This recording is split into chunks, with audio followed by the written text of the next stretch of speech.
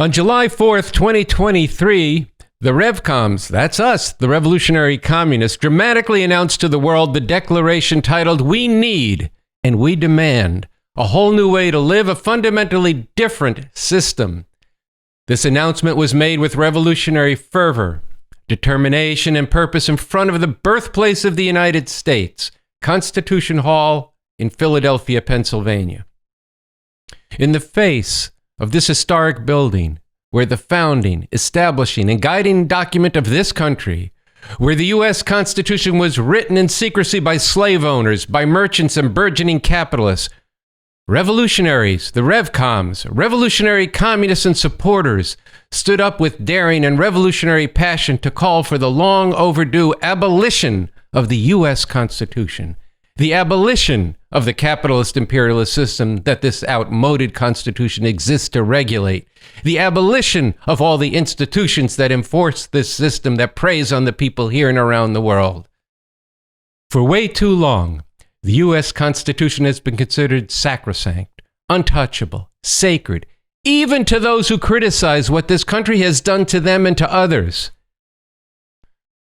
We Revcoms did not come to just speak the truth of America's history in genocide, slavery, exploitation, and oppression, a history of military invasions, coups, atom bombs, and climate destruction, and a scale of mass incarceration unprecedented in world history, as important as it was to do so on July 4th. We didn't come to only call for the abolition of the system and rule that makes daily life for the millions in this country a sea of hopelessness and despair and suffering for billions around the world, a living hell, as essential as all that is for the survival of humanity. Oh, we came here with a way out of the madness of all these outrageous and unnecessary horrors through revolution. And we came with a roadmap, a strategy, a guide to preparing for and then to make a real revolution. Without the strategy, the roadmap, and the leadership for revolution, there will be no revolution. To bring that is extraordinary. But declaring all of that is not all that we announced to the world in Philadelphia. We came with the declaration that says, in the name of the people and in the name of humanity, we demand a whole new way to live, a fundamentally different system. This is a demand that the new socialist republic in North America, with its sweeping vision, with its foundation in a radically new economic and political system, this Constitution would usher in a society and ultimately a world free from all forms of slavery, all exploitation based on class, race, sex, and gender, all relations in which one part of humanity is subordinate to another. And last week we began with this rendition of the declaration that I am speaking of. We need and we demand a whole new way to live, a fundamentally different system. In the name of the people, the billions in this country and throughout the world who are treated as less than human, enslaved, exploited, oppressed, terrorized, brutalized and murdered by the police, and slaughtered by the armed forces of this system we are now forced to live under. The system of capitalism, imperialism. In the name of humanity, the billions in all parts of the world who are denied a decent life and a future worth living in, or any future at all. Threatened with literal extinction because of the destruction of the environment by this system and the danger of nuclear war between the US and its rivals in Russia and China, all of them ruthless imperialist powers. We can no longer afford to allow these imperialists to continue to dominate the world and determine the destiny of humanity. It is a scientific fact that humanity does not have to live this way. A whole different way of living is possible. A whole different way to organize society with a radically different economic foundation and political system. Emancipating relations among people and an uplifting culture. All of this oriented to meeting the basic needs in fulfilling the highest interests of the masses of people. With the urgency the situation requires, we declare and demand the existing capitalist imperialist system and institutions of government in this country must be abolished and dismantled and replaced by a new socialist system based on the Constitution for the new socialist republic in North America.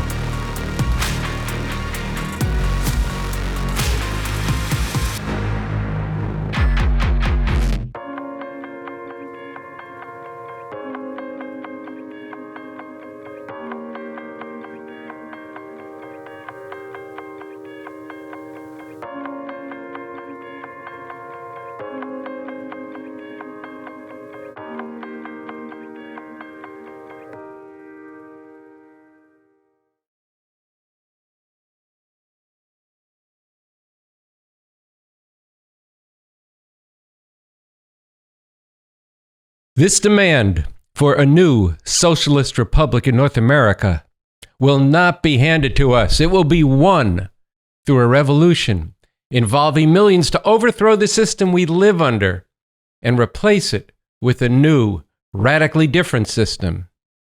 To build up to the point where millions know of the revolution, know of the Constitution for the new socialist republic in North America, and where they are organized, and raising the demand and fighting for this new society requires work. Working to make this known and struggling hard with masses to get out of all the ways of thinking that accepts this putrid world the way it is today. That work begins now. Making this declaration, and we are the Revcoms, the proclamation we introduced here on May 1st, known far and wide. With Bob Avakian, B.A., the revolutionary leader and author of the Constitution for the new Socialist Republic known. With the Revcoms becoming a force that represents the way out of an intensifying precariousness, with shocking jolts upending the lives that masses of people have become accustomed to. Work that begins now so that this Constitution is seen as the alternative to the outmoded and oppressive U.S. Constitution.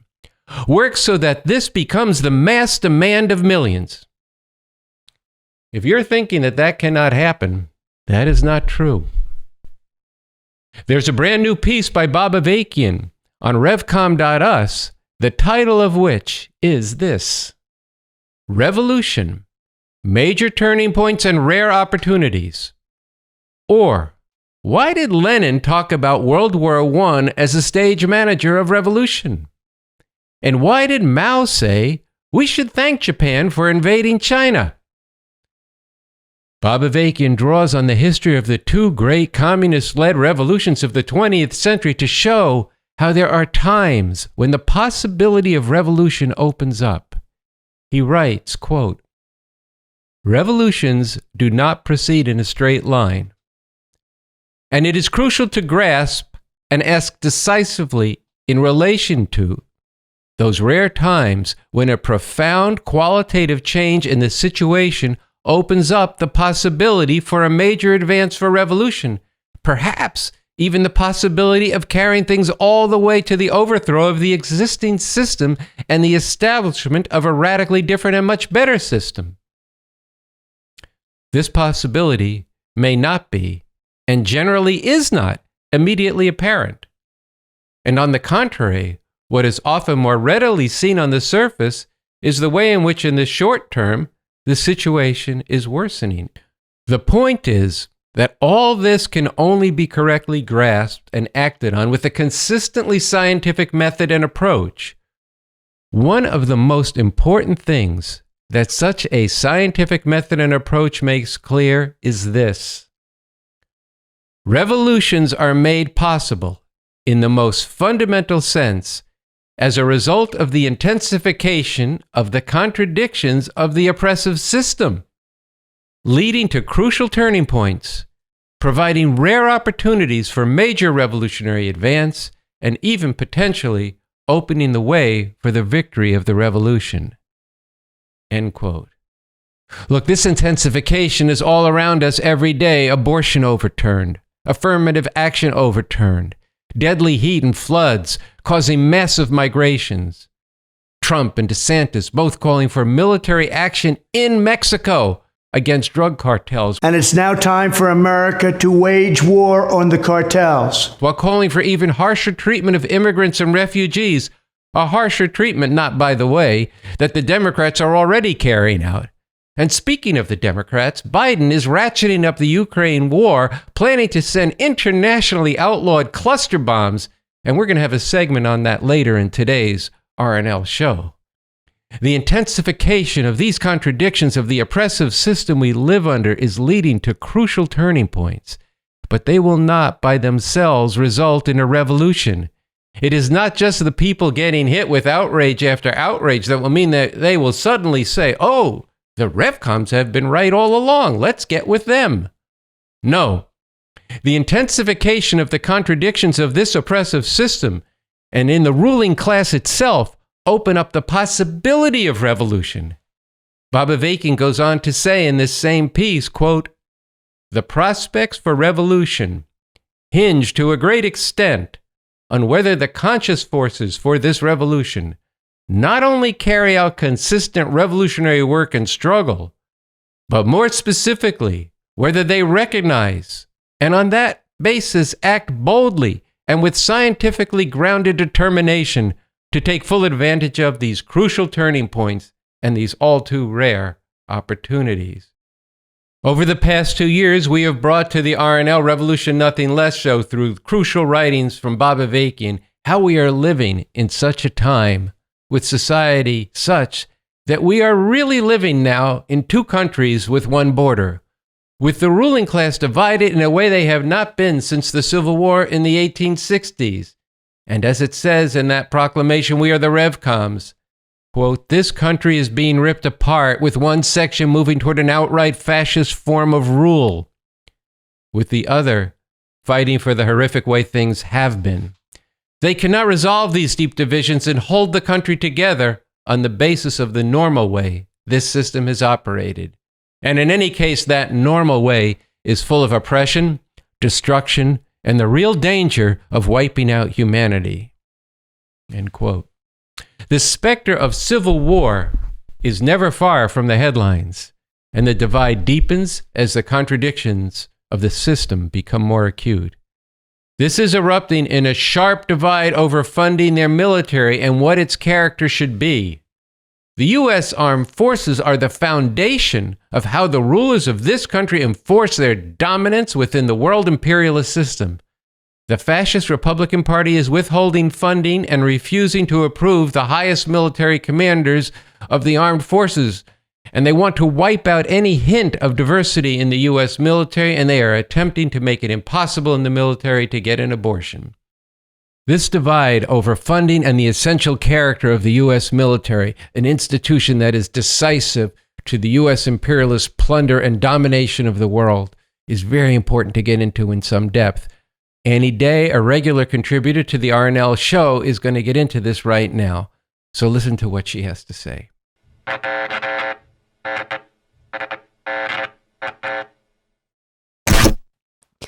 The U.S. war machine is in the middle of a major retooling to contend for world domination against their strategic rival, China.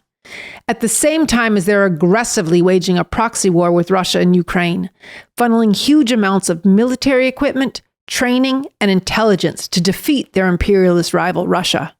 At any moment, this could spin out into direct military confrontation that holds the danger of nuclear annihilation. At this volatile moment, the fight at the top of this system over on what basis their fighting force will be forged is bringing its normal functioning to a halt. 2 points. 1. The fascist from Alabama, Tommy Tuberville, a football coach turned senator straight off the Southern plantation, has single-handedly blocked hundreds of promotions for high-ranking generals and admirals in all parts of the U.S. military, including the top generals who serve on the Joint Chiefs of Staff, the group of military generals that advise the president. He's done so in protest of a new Pentagon policy that would give women in the military time off and reimbursement to travel to get an abortion. And this is especially necessary for women on military bases in states where abortion is illegal. Right now, hundreds of top generals are considered acting until they get approval from the Senate Armed Services Committee, which they can't because Tuberville is preventing this. A retired Marine colonel said, "When you're acting, you cannot give fundamental strategic guidance to the institution. You are a placeholder." So right now, this includes the current top commander of the U.S. Marines and will soon include staff chiefs of the Army, the Navy, and the Air Force. 2. A larger core of fascists in Congress are threatening not to approve the annual defense authorization bill, which sets the U.S. military budget and policy. And they too are demanding an end to this abortion policy as well as the military's diversity, equity, and inclusion programs. Last year, Tuberville said it outright. When asked whether white nationalists, that is, open white supremacist fascists, should serve in the military, Tuberville answered, "Do you believe they should allow white nationalists in the military?" Well, they call them that. I call them Americans. The Democrats and the mainstream imperialists are fighting for the U.S. to maintain its position as the top capitalist imperialist power in the world, and they aim to do so with a cover of inclusion and diversity. At a time of record low recruitment, how else will they get more and more women and Black and brown people to loyally serve their empire and maintain its vicious lie that America is a force for freedom and democracy in the world? But the fascists feel that this will tear their empire apart. They are moving rapidly to cohere the U.S. on a Christian theocratic foundation, reinforcing open white supremacy and patriarchy.